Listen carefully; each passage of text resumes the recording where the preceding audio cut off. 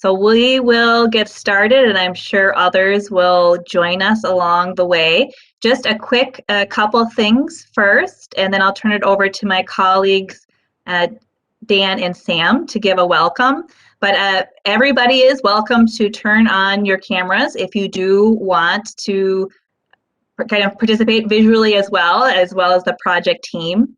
If you're having internet latency, turning off cameras is a good way. We will be going through a presentation today. It'll take about 20 minutes. We're talking a little bit about schedule and then the alignment options that are on the table. And then the second half of the meeting, the majority will be time for questions and a discussion. And so just so everybody is prepared, if you have questions, feel free to put them in the chat as we go. I will kind of have them on cue when we get to the discussion portion. And then when we get to the discussion portion, we'll switch between people raising their hand and questions in the chat. And so to raise your hand, if you go to the participant list and kind of wave above your name, your hand symbol will appear. It's also at the bottom of the screen, kind of as a plus symbol, in the plus symbol category. And with that, Dan and Sam, words of welcome. Well, good afternoon, everybody. I'm Sam O'Connell, and happy to see everybody on the screen, and really looking forward to having a good session with folks today. Just a little bit of background. I'm Sam O'Connell. I've been with Metro Transit Met Council since 2008, 9 or 12, 2012, there we go. Oh, what year is it anymore, right? I've been with the Blue Line since 2015, so worked with my colleague Dan Solar and some of the folks that are on the meeting today too, have some good background on the project. And really today is to hear from you. We are going to do some talking. We are going to present a little bit of where we are with the project, and also talk about some of the routes that we have shared more publicly the last couple of weeks, and our next steps. But really today's about you and hearing from you and your ideas, your thoughts, and we're also here to answer your questions. So, and today is also to meet the staff and the folks that are going to be working with you through this process as well. So just wanted to say a quick welcome and hello, and I will turn this over to my colleague Dan Solar, who will also say a few words. Thank you, Sam, and good afternoon, everybody. I'm Dan Solar. I work with Hennepin County Public Works, and I have been spending time working on LRT probably for the last 10 or 11 years. Spent a lot of time working on the Central Corridor Green Line project, and the last 5 or 6 years on this Blue Line extension. So happy to see us continuing to advance this project. Happy to find a way to realize this vision of building LRT in this portion of Hennepin County. And so happy to have you all here. Really enjoy these forums as means for us to get some information out, and then even more importantly, for us to get some feedback back and to hear from folks and to understand concerns, questions, comments. And so happy to do that. Excited to be part of this, and we'll be here to answer questions as we go forward. So thanks for being with us over this lunch hour as well. With that, Dan, just one note. We recognize it is lunch hour. Many of you do need to probably skip to a 1 o'clock meeting. So we will try and close this at about 12:55. We will continue to hang on for just any more questions, but just wanted to let you know that we are also watching the time for you as well if you need to jump for a 1 o'clock meeting. So just wanted to say that. And I think Sophia is going to give us a couple more instructions before we get into the presentation. Sure, I think we have, people are wondering about the chat, and so just questions can go in there as we go, and we'll get to them at the end. So kind of the timeline is to talk about our timeline, the project options, and then room for discussion. And just we'll kind of get into it now. And I've neglected to introduce myself. I'm Sophia Guinness. I work at Metro Transit, and I am one of your main contacts for the project, so questions and whatnot as we go forward. So a little bit about the project itself. I know some of you joining us today are maybe new to this process, and some of you have been with us for a very long time. And just want to acknowledge that in 2020, in August, that our agencies made the announcement that we're moving away from the BNSF corridor. So in this slide today, you can kind of see the old alignment, and this yellow portion is basically the part that if we can't build without freight railroad agreement. And we spent multiple years with multiple efforts trying to come to an agreement with our freight rail carrier, and it came to the point that if we really wanted to deliver on this critical regional investment, it was time to move the project forward and find new solutions. And so that's what we're going to be talking about more today.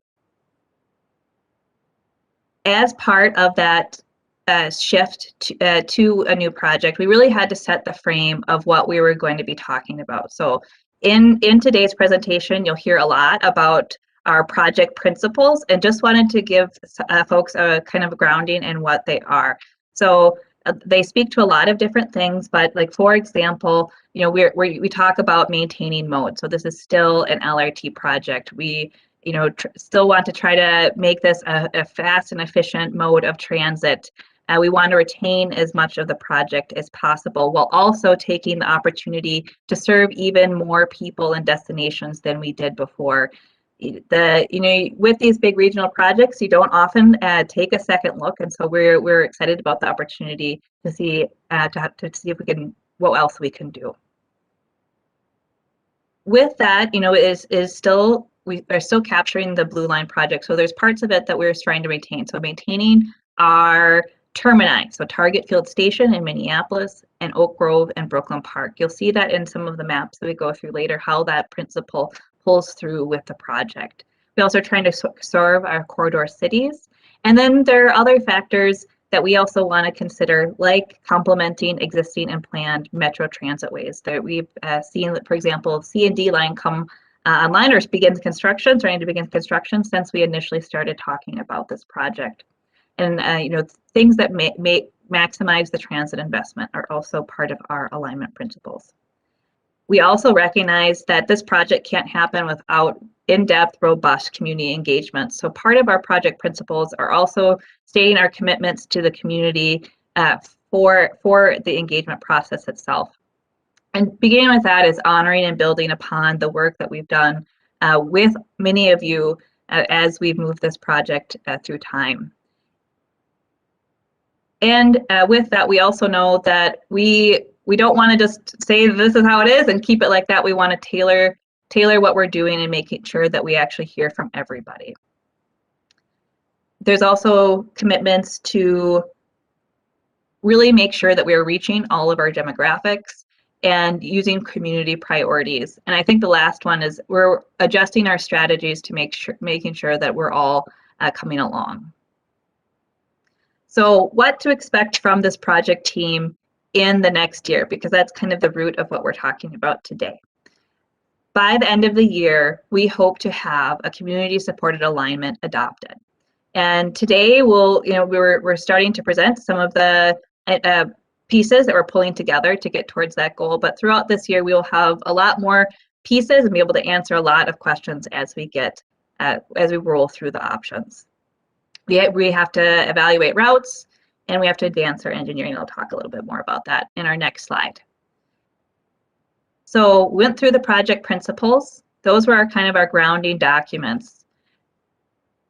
Started to talk to community and project partners and to really kind of think, what was that realm of possibilities? Now let's see if I hold over the image, it starts reading the alt text. So sorry about that. Right now, we're going to talk more about with all of you today is this initial screening of options done by staff. And we'll be asking more about what we're missing. We still have to actually evaluate those routes and put more detail behind them before we come to a recommendation. And you can kind of see as that goes through the year. And just a couple to kind of spell that out a little bit more. You know, we've really done what we consider the tier 1 screening, that initial look, and we release the route options. we'll have community engagement throughout this whole process, but also just want folks to be aware that we will also have two other kind of major decision points that'll help frame our year. And one is a draft report that really goes more into that analysis of project criteria, more engineering work, talking about stations themselves and where they could go in some of our new areas. And then moving into a final recommended route and report and getting feedback on that. And then we're not done. We still have 2021. We're not ready to be in the ground. So that work will have to be advanced to be environmentally cleared and to get our engineering more up to snuff to actually build a project. So what to expect this year and what to expect beyond. Conceptual engineering, including stations, more of that evaluation, getting to that community supported route and identifying our path forward, so that we can do all of those things that I just discussed.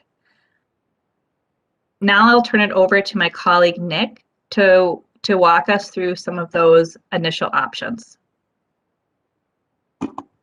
Good afternoon. My name is Nick Landwehr. I am the Metro Transit engineering lead for the project, and I've been with the project since, well, 2015, so for some time now.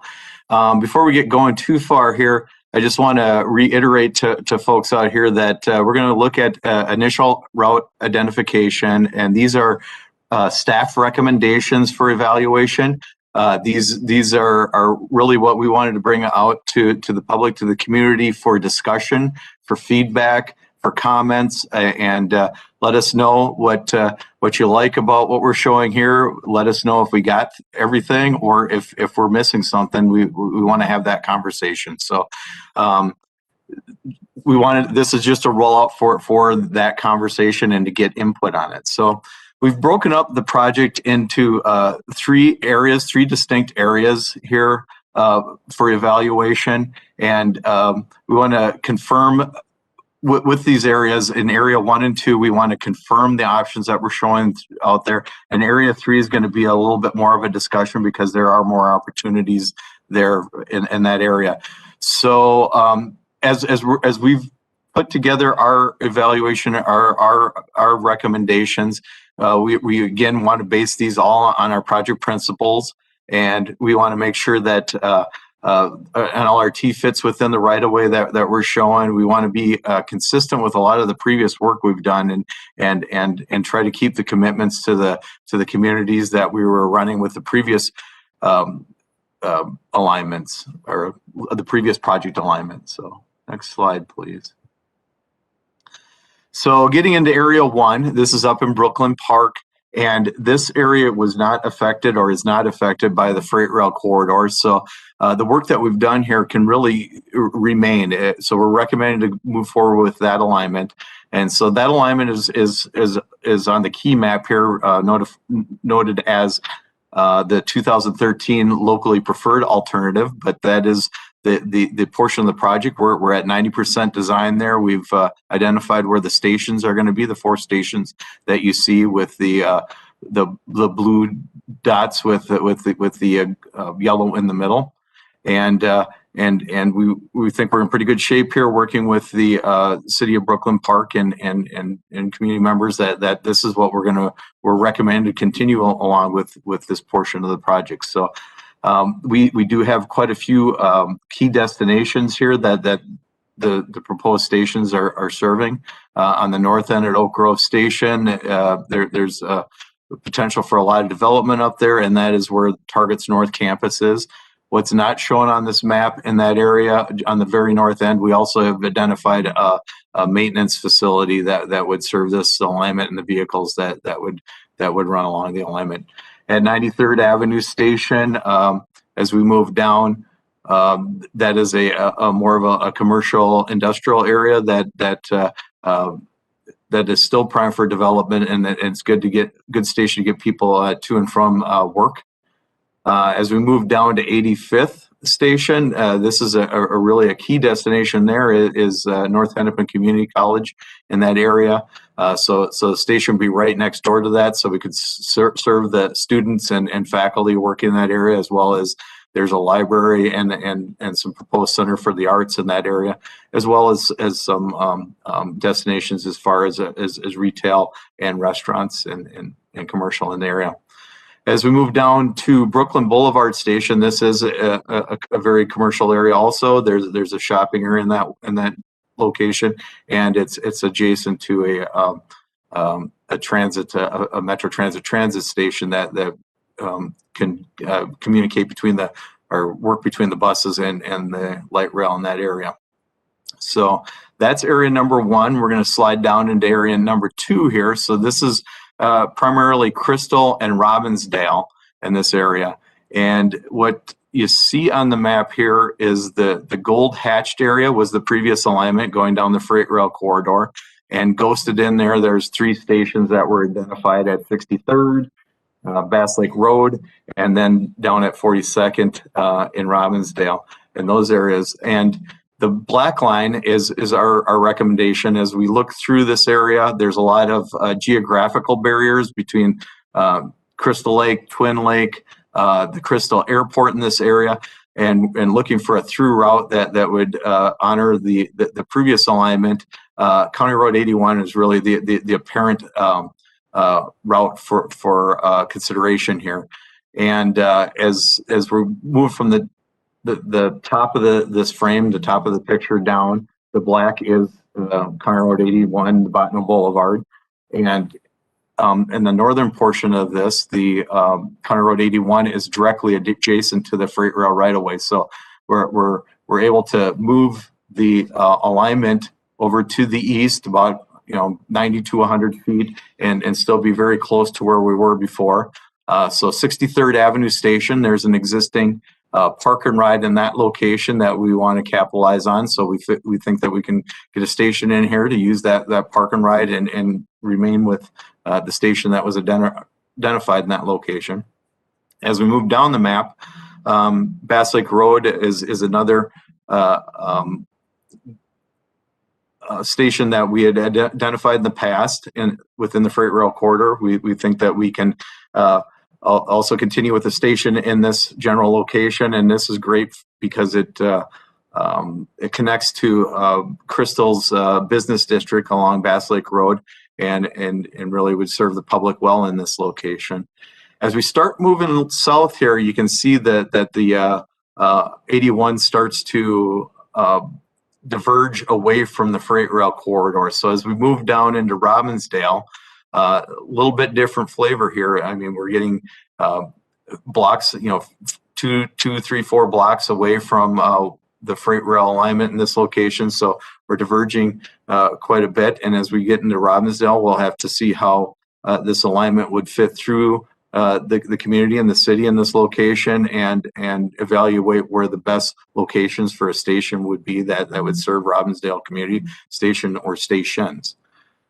On the south end of this map is where the green and the orange lines come in. At the very bottom right-hand corner is where North Memorial Hospital is. And this is an opportunity that we really didn't have before to serve North Memorial Hospital, to have that as a destination. It was a lot of comments in the last 6 years from folks in meetings saying, how try to get this to connect to North Memorial. How do you get to North Memorial from here? Can you get a link or alignment there? So this is that opportunity to meet those desires and to look at how we can serve that area also. So as we move down into Area 3 into North Minneapolis, this is where we do have some more options and opportunities, and we had to look for a way to get from Target Field Station, that's down in the lower right-hand corner, up to that area of 81 by North Memorial Hospital, looking for continuous routes and routes that had less impact to the community, to residential specifically, that had a right-of-way that was wide enough to accommodate light rail guideway to go down it and still maintain traffic to some level. So typically we need about 75 feet of roadway to fit an LRT guideway in there and still maintain traffic lanes and sidewalks to keep pedestrians going in these areas. So this map shows us This is a right-of-way map, and up in the green are areas where we've got 86 to 100 plus feet of right-of-way in these locations, so more than adequate right-of-way. As we start moving down the spectrum, we get into the yellow, and yellow is still adequate with 75 to 85 feet of right-of-way.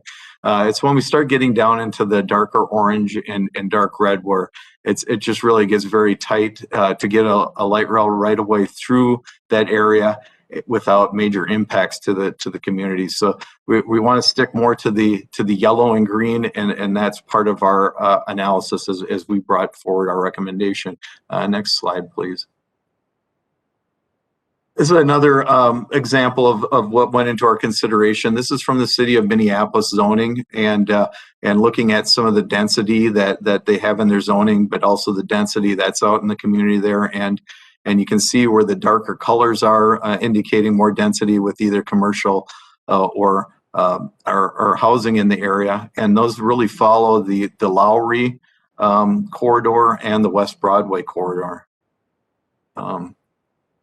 So this rolls into what our recommended options are for both routes, and then we break it down into links, and we'll talk about those. But on the map here in the green is the West Broadway route that we're coming forward with based on the analysis and our project principles, as well as the Lowry route that's shown in the orange color that follows Washington up to Lowry, and Lowry over to the Bottineau Boulevard connection by North Memorial. And really, those two routes are we feel are compatible with light rail and would serve the community very well. And one of our bigger challenges is really how do we get to those two route alignments. So on the bottom here, we're showing some links here, and these are some of a few potential links or options to get to either Lowry or to Broadway, or there could be combinations of these links that work together to serve the community and to get to those two route areas, or get to one of the two route areas. And I think if we go to the next slide, I'll show those links a little bit better. So this perspective view shows us down in the lower right hand corner Target Field. So that's where we would connect into the existing blue line out of the Target Field station. And as we come out of there, we have the Navy Link down 7th Street, and this pretty closely follows how our previous alignment came off of Target Field Station. With Southwest being built, they're on a bridge structure that kind of curves around and goes to Royalston.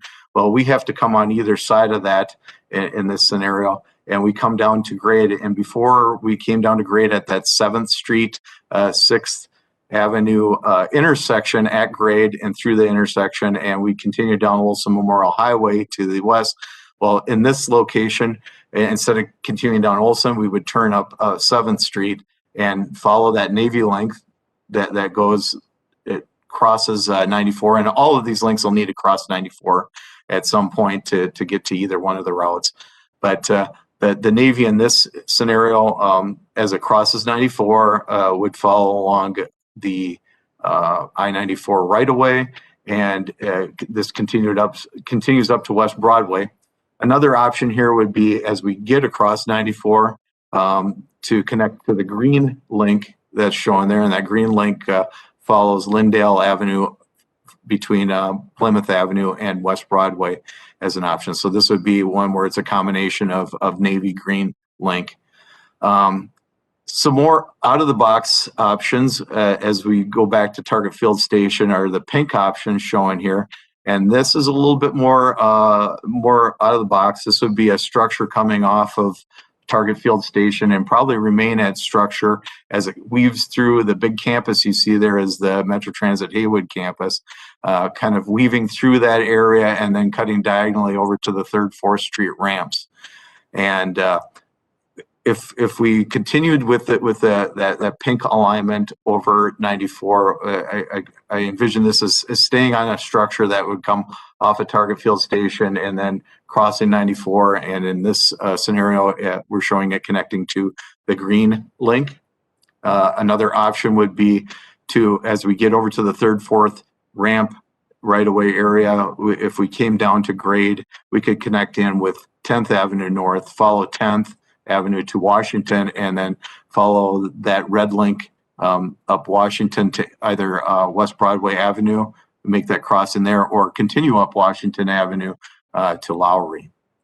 So these are the link and route alignments that we're recommending as staff, and now we're really looking for input from the community on some of this alignments and discussion on how to move forward. Thanks, Nick. Real quick, want to just let people know the various ways to get involved, and also how to give us feedback. And then we'll open it up for questions. Want to save a lot of time for that, so we'll try we'll go fast, but not too fast through this.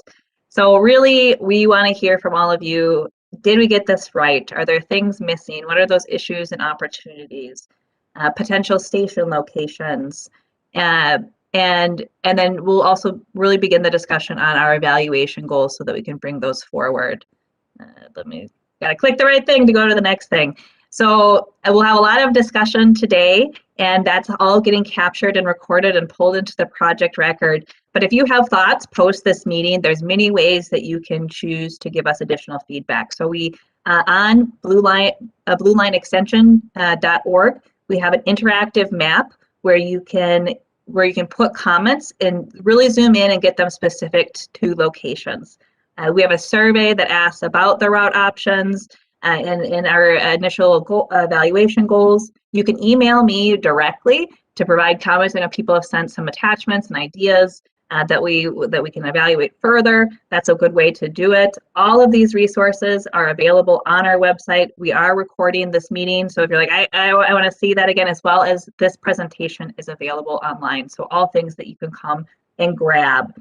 And also, as we even heard in the first meeting that we had with the group there, we're getting to know many of you today. And if you have any kind of meeting, a block club, a circle on your block, an event at your synagogue, whatever it is, reach out to me and invite us. We'd love to further this conversation with you and get into more area specific details.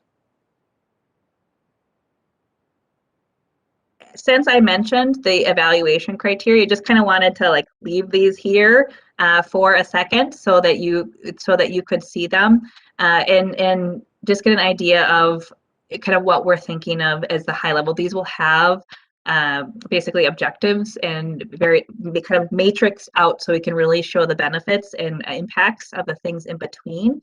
And these came from the previous project, but just also want to note that these two at the bottom were initially the same, and just updating them based on what we were already hearing from communities and really pulling out that desire to advance regional equity and working towards reducing regional disparities. And so I will turn it over to my colleague Sam to kind of close out the presentation, and we already have a lot of questions going in on chat, and so we'll get to them right away.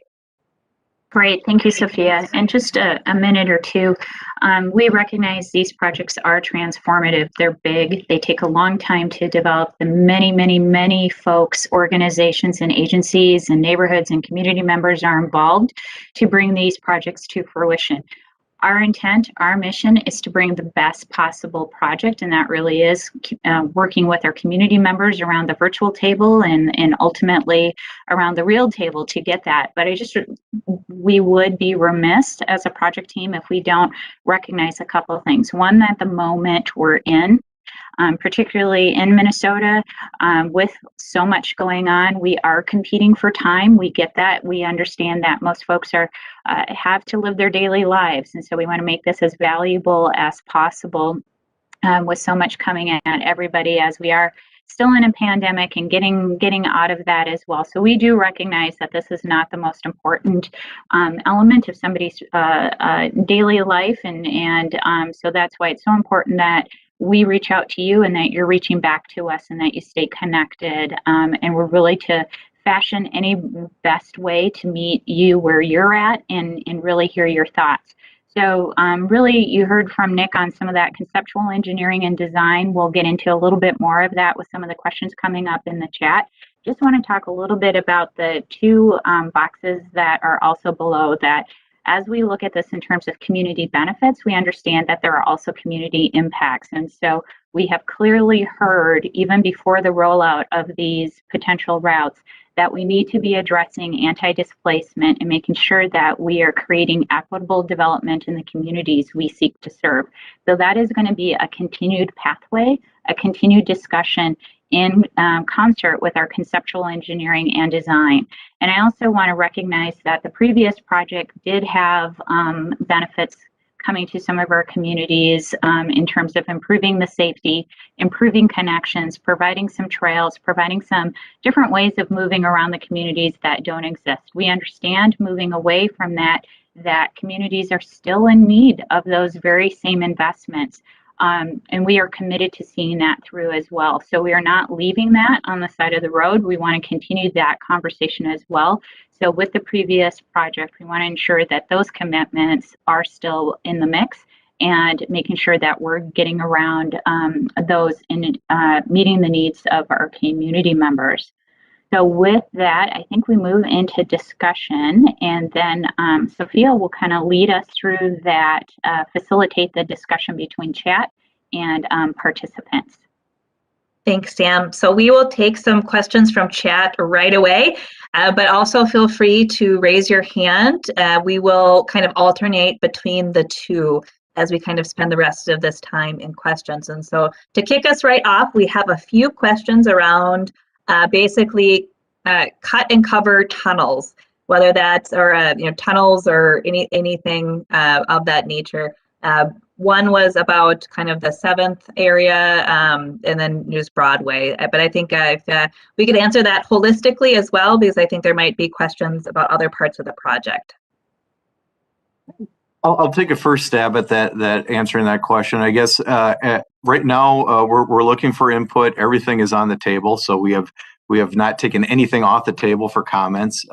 As far as considering tunnels, tunnels are difficult to build, impactful, expensive, and to build. But then also the ongoing maintenance of them is challenging too, because it's expensive to maintain.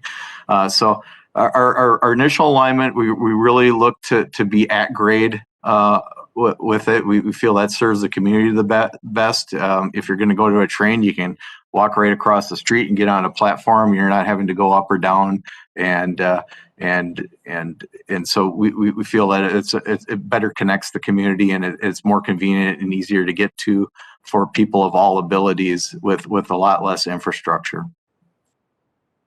Nick, I would add, Speed Rogers puts a piece in here about a tunnel between 7th and West Broadway. Grade-wise, a tunnel tunnel under 94 would seem to be more difficult than a bridge over 94, just simply based on the grades. We'd have to get really low down in the ground to get under 94 and then back up by West Broadway. Have we looked at it? No.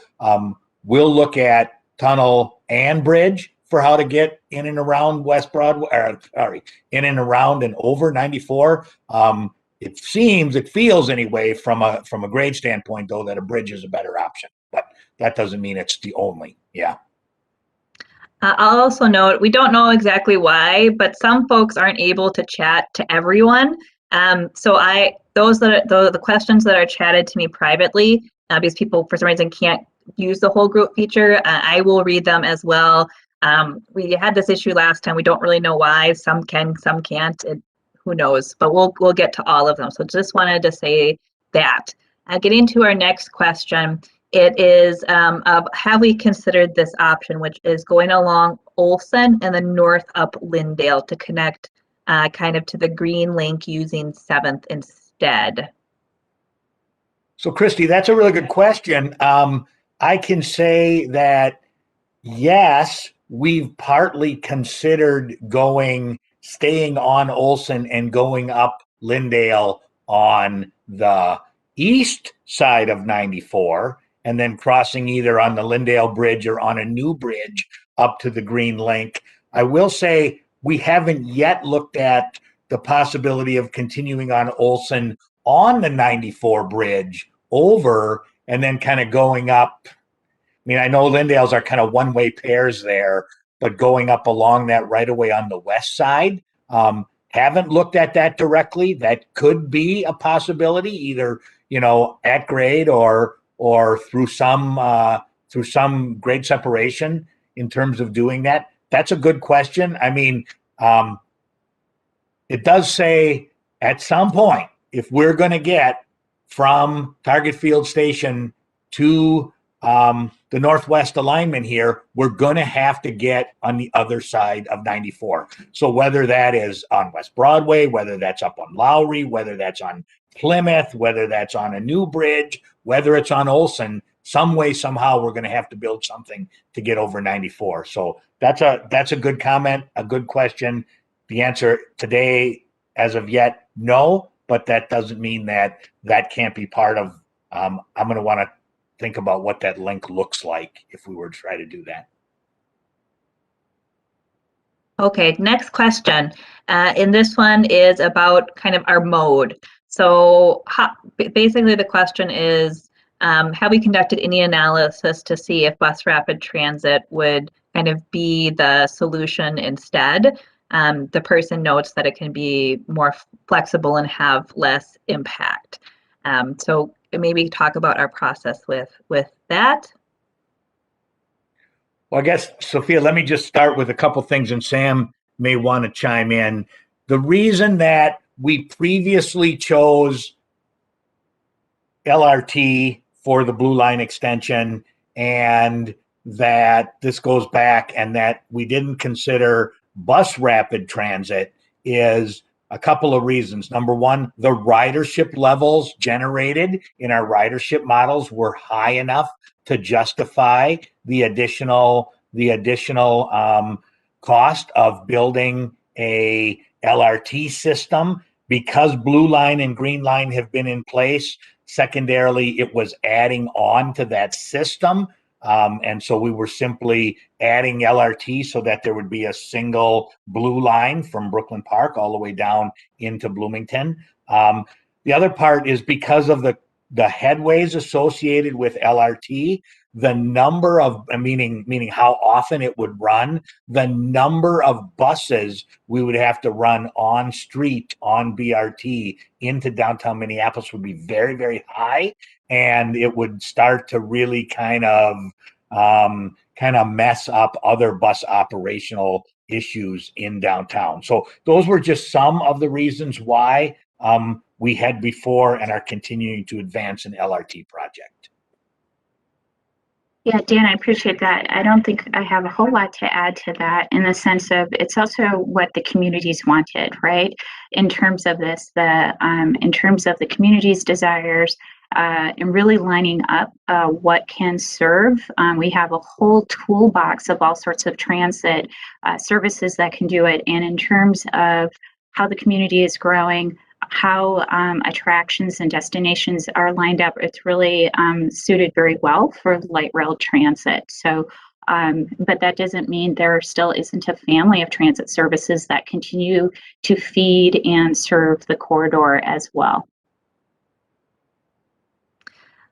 Next question, and I think it's a very pertinent one because it's something that we hear about, is would you consider basically this process an opportunity for anti-racism education? And the commenter kind of gives this example of, we hear statements such as, I don't want light rail to go here because it's a crime area of the city, or other kind of disparaging remarks from other people in other parts of the community. So if we just want to talk about that question a little bit as well.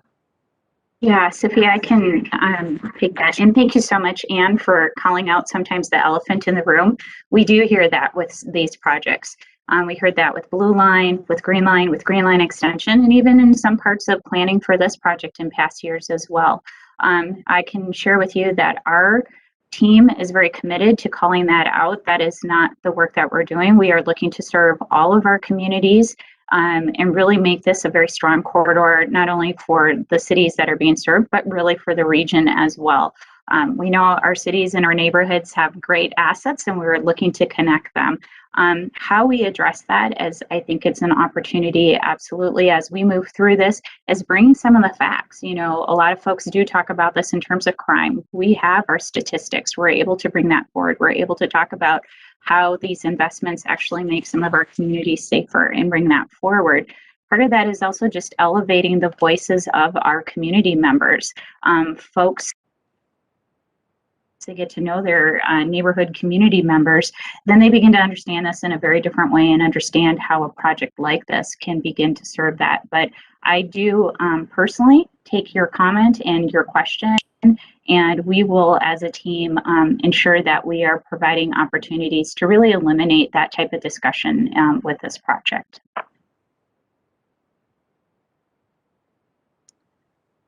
Okay. Switching gears a little bit, and it goes back to the question a little bit like BRT. And this, I think, is a good example of kind of our whole system. We have a question asking about kind of express service from the ends. So those trying to get, you know, from Brooklyn Park to Mall of America or other more destination end-to-end versus in corridor. Well, the easy answer is no. We are not in that particular piece. We are not going to be able to run an express service on that. I mean, first of all, we're not building 3 tracks, so there's a bypass track on the stations piece. Secondly, it is not the choice, the choice of route. If an express service makes more sense, express service from on an express bus from Brooklyn Park, for example, to downtown Minneapolis goes without with one stop or non-stops along there. So at least right now, anyway, that is not something that we're considering implementing. I know I get that question a lot on the Green Line when I worked on the Green Line. Why can't we just take a train from downtown Minneapolis to downtown St. Paul? Well, because there are stops and stations along the way that are intended to be served. And so there is an express bus that does that. And so that would be the service that takes place here.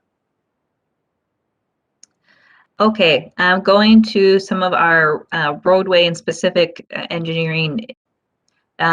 Basically questions about Bottineau Boulevard 81 and asking us about, would lanes be reduced? How do we see that looking as we move through our work? Yeah, we're taking a look at what the impacts would be on the roadway. I can say that likely north of 100, we would look at a reduction in lanes there. You know, it's 6 lanes, 3 lanes in each direction. And we're looking at what capacity is on traffic and still fit within the existing right of way. But that would likely get reduced down to 2 lanes each direction. And we'll look at how intersections operate and what we need to do for lanes and turn lanes there. As we get down into Robbinsdale south of 100, there's 2 lanes in each direction, or it's a 4-lane road. And we feel that we can continue with that in that area and continue the capacity of the roadway through there. And again, on all of these, we have to really, after we figure out what the route is, we'll work on intersections and how we can keep the capacity at the intersections and keep the function of the intersections and keep them operating well. Thanks, Nick. I will take this next question, and it is, with the extension, could we run 4-car trains? And I'll just say it is, we're already tied into the existing Blue Line, and our platform lengths are designed for 3-car trains. That's the same for Green Line. If we were looking to increase capacity, we would probably, instead of increasing the train length, increase the frequency in which they run. So less waiting time at the platform versus making our individual train longer, I think would be the direction we go. It would take a long time to retrofit the existing Blue Line, and since they are the same, we would have to consider that. Well, and Sophia, even greater than that, simply 4-car trains will not fit between block to block in downtown Minneapolis. If you know Nicollet Station, right, it extends between the streets. A 3-car train is the max. Otherwise, we're blocking intersections. I mean, that downtown is kind of dictating just how long an LRT can ever be. So while you can see, I don't know, 12-car trains in New York on the subway system, I mean, that's just not gonna be a fact here in the Twin Cities. So a lot of things to go into that and potential solutions. Our next question is about stations, and this is one that we've gotten in multiple places. Is especially in our southern portion of this alignment, we just have lines, right? We don't actually have stations placed. So noting that it is harder for folks to give feedback, without possible suggestions, but that is very much part of our process. So just wanting to talk with the group a little bit about kind of our station identification process. And let's see if the question had, could we be reaching the North Loop, Washington Avenue between 10th and Plymouth, kind of really high ridership. And so just noting some of those areas.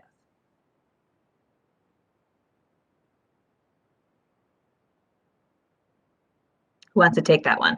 And that's say a little more about the question, Sam. I mean, I think if we were to go on the some route to connect to the orange route, then we would likely have LRT running on Washington Avenue between 10th and Plymouth, and that.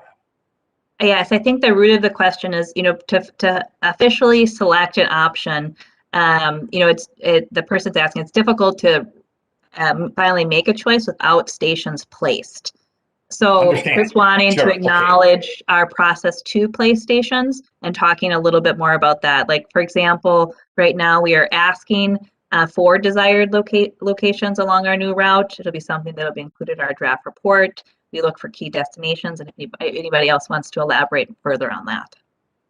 And yeah, key destinations, or where we're going to be able to serve the most ridership. So so the density or the key destinations helps out there, and we also want to make sure that you can't put you don't want to put stations too close, or you just keep stopping the train down the track. So in the past we've gone, I don't know, Dan, probably 3/4 of a mile is a good station or good spacing for stations, so we can you serve the community, but we're not like a bus service where the bus is going to stop at every block. We want to make sure that we're also looking at our travel times and making it efficient. Yeah, I think the routes. I mean, the question posed is a good one, because the routes between Target Field Station that link orange are different than the routes that will link green on West Broadway, and so. One of the benefits of the orange is that if it was determined beneficial, you could have a North Loop station. Whereas if you took the West Broadway route, then you likely would not have a North Loop station. And so I think that'll have to be part of an analysis of the pros and cons of each of the two routes, is the destinations that could be served by station placement on each one. Okay, next question, and I can take this, is what hours of operation would we be thinking about once this line is built? And the short answer of that is look at our existing Blue Line schedule. As an extension of the Blue Line, we would anticipate running very similarly to what that portion of the line is doing. You couldn't really, it has to kind of match up, and as we get closer to opening day, we'll be able to answer that pretty more specifically. But looking at the current Blue Line schedule is your way to go at the moment.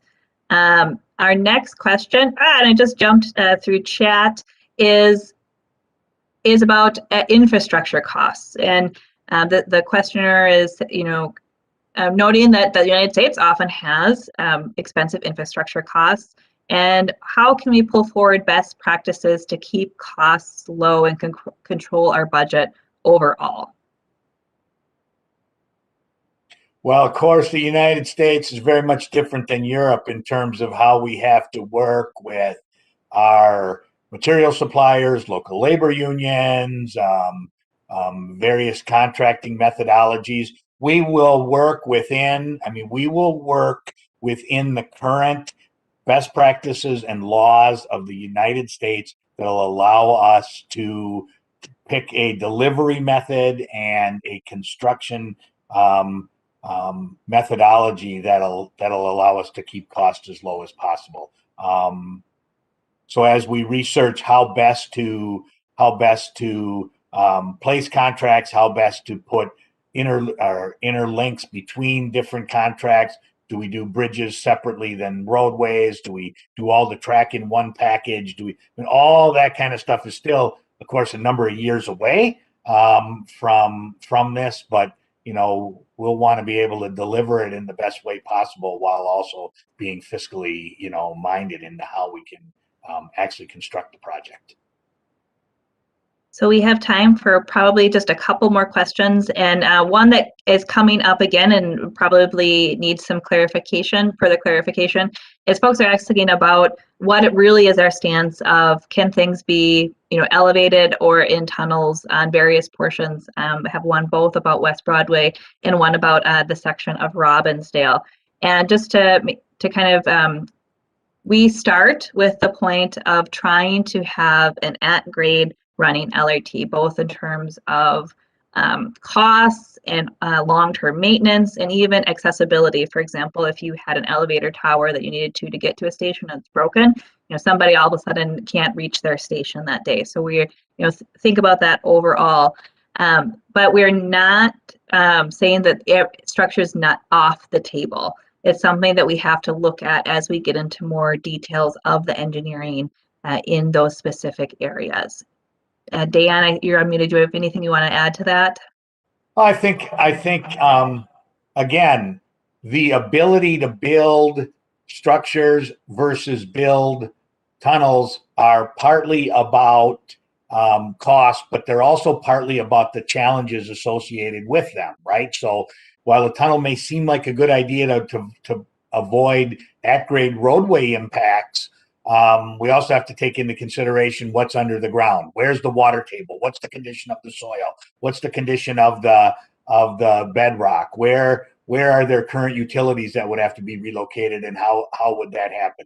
Same thing about overhead structures. Overhead structures may also provide less impact directly to a roadway, but then they also provide a great big change in what the LRT looks like and what the visual impacts are as well. So all of those are parts that have to be taken into consideration. Where should the LRT go? And then what is the best way to integrate the LRT into the existing infrastructure to provide, the least amount of impact? And partly this goes to, Sophia, can I jump to this question about where are you in the process of finalizing decisions about the route and stations through Robbinsdale, and what obstacles are you facing? And so that's exactly, as Terry poses that question, that's exactly the piece. We believe that the route that would be there closest to the existing route serving the same general area would be to be under, on, over, through Highway 81. And so then we say, well, okay, if it's going to be on Highway 81, where ought the stations to be? So we are working with Robbinsdale, the city, and with the community. Should we have a station downtown? Where should that station be? Should we have a station by North Memorial? And where should that station be?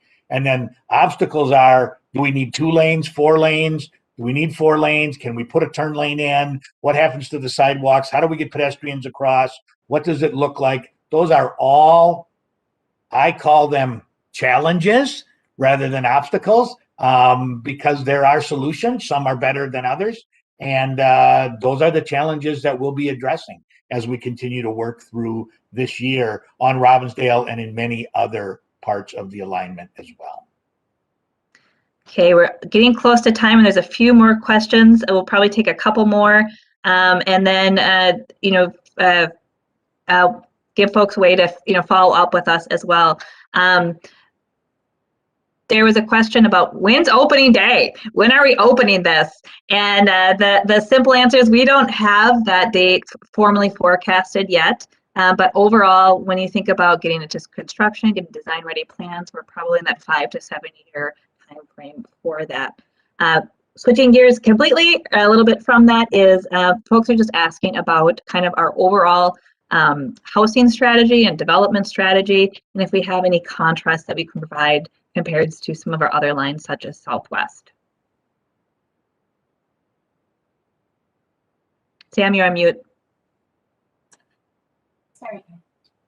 Sorry, Sophia, can you repeat the question? Asking us about kind of our overall housing and development strategies, and if we can provide any insight as compared to some of our other lines, whether like Southwest. Yeah, no, thank you for that question. That is something that we do a lot of study on, not only at the council, but a lot of the agencies that are supporting this project, the University of Minnesota, because we want to know what are the benefits, both residential and commercial. So there has been a lot of good research done on the existing blue line, as that was the first line that opened up in 2004. Even more work has been done on the existing green line connecting downtown St. Paul to downtown Minneapolis. We've seen a lot of development there, so we've been able to understand how that development has come together and what keeps it together, quite frankly. Southwest, without kind of laying 1 inch of light rail, we've seen over $1 billion worth of development along the corridor in the 5 communities that it's going to serve. I think we've even seen that obviously with the Blue Line extension. So we are happy to share some of that information. We can share with you some of the links that not only we've pulled together, but also the University of Minnesota through some of their Center for Transit Research. But we know these light rail projects bring development. The question is, and what we will also be working with is what kind of development, and it really should meet the community's needs. Okay, I will offer to stay on and answer some of these last questions that are kind of popping up in chat. So don't get a full team, but you could get me. But I also want to just note that, you know, we're here to continue this discussion, ask more questions. So visit our website. There's all the maps that you looked at today. Committees, sign up for our e-newsletter so you can continue to get updates and notices of things like that. And with that, just want to note that anybody that needs to bounce off right now, it's the official end of the meeting, and I will just take a couple of the last questions real quick, and let me get back to them. So there's a question about kind of making our tracks more eco-friendly and you know, using more moss and grass. We do incorporate landscaping as part of our overall design. Some of that really pushing the envelope stuff, I think it's we'll have to look at as the process goes forward. And that gets into another question that is in chat, which is, you know, if cost gets balloons, if it gets too expensive, would we, you know, look to shorten the route or do anything like that? And that's also way too early for us to we would not want to do that. We would like to preserve the full project, and part of this process is to really maximize the benefit and the elements of the stations themselves, but cost in mind in relation to our ridership. We also have a question about the bridge by North Memorial. That is something that we'll have to figure out how that works with LRT, and kind of we're tying into the county already to do so. And we have a question about kind of snaking through Metro Transit's property and kind of asking, is it feasible from an engineering standpoint? The questioner asked, the pink or red holds a lot of promise, not getting stuck in traffic and whatnot, but it will just acknowledge that it will be a little bit of a challenge following those things. Our engineers are going to have to sharpen their pencils on that one. But we do believe it is feasible. That's kind of why it was proposed, and it'll just be a little bit tricky getting the actual engineering details through. I think we've captured almost everything. Sam, Nick, do you see any that I missed? No, I think we covered them. If we didn't get to your question, we will definitely be checking back in the chat and making sure we do address them and get that out as well. But we just want to recognize your time and just want to say thank you for everybody joining. Please, please, please stay connected with us. We have a lot of good decisions, a lot of good ideas, a lot of creativity still that we need your help on, and we want you to stay connected with us. We would also just make the play. We do this at 6 o'clock tonight. So feel free to join us at 6 if you're glutton for punishment and just want to go through the presentation again. And that's from 6 to 7:30 as well. And like Sophia said, today's presentation will be posted on our website for you to also review as well. So thank you, everybody. This formally concludes everything. We appreciate your time today, and take care.